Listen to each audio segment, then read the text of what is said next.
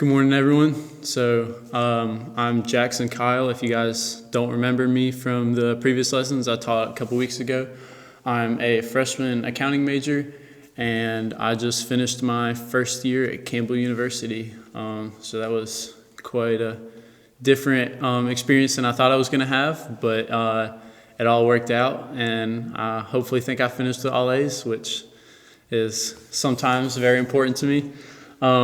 So I'm going to go ahead and pray, and then we can get started. So, dear Lord, thank you for this day. Thank you for allowing me to be able to come here. I thank you for the technology that I can do a lesson like this. I thank you for Pastor Earl and his videography skills. And I pray you help me speak the words you want me to, and that people can get something even when they're sitting on their couch at home. Amen. So today I'm going to be talking about hope and how it can apply to and addition to Pastor Earl's amazing sermons. So Pastor Earl in the past few weeks has talked about hope in unusual places and where we can find that and how that is important to us. So I want to talk about how we have hope as Christians is different than how we have hope in the world and what that looks like. So I have two definitions there for hope, and this is like the world expectation of it. So the noun version is a feeling of expectation and desire for a certain thing to happen. And then the verb is wanting something to happen or be the case. So it's the same word, but both of them have in common a want or a desire, and then for something to happen. So most of us probably desire for the coronavirus to leave this earth and we can get back to our normal lives. But that's not the hope I really want to talk about today. So keeping that in mind, I'm going to read Jeremiah 29:11, and then I'm going to add on verses 12 and 13. So it says, "For I know the plans I have for you, declares the Lord, plans to prosper you and not to harm you, plans to give you hope and a future. Then you will call on me and come and pray to me, and I will listen to you. You will seek me and find me when you seek me with all your heart." So I've added on those two verses. I know most of you probably know Jeremiah 29:11.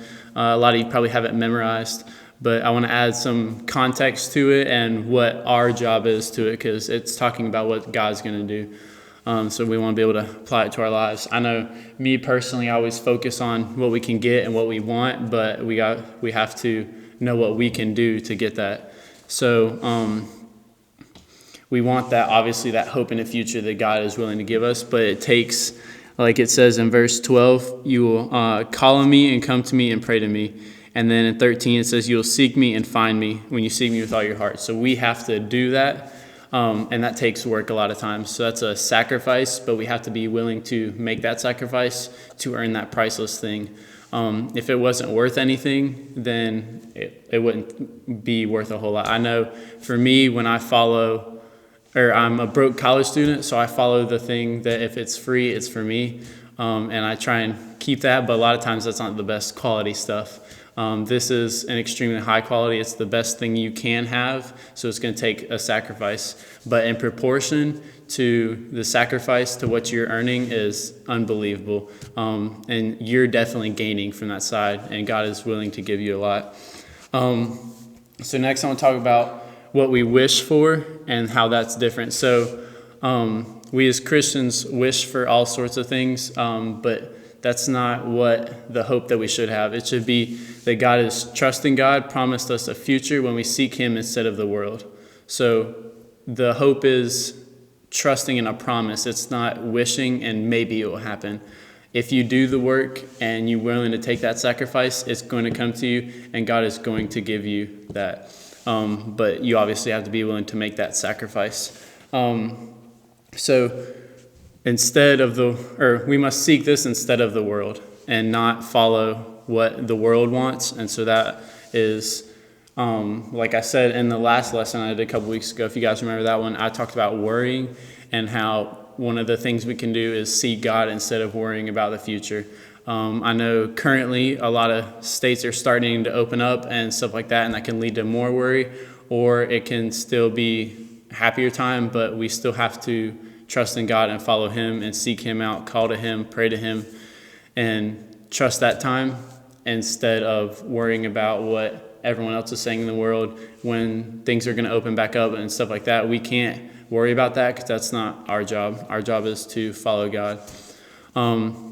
So kind of in conclusion, I want to talk about our worldly hope is a wish and something that we hope for and something that maybe it will happen.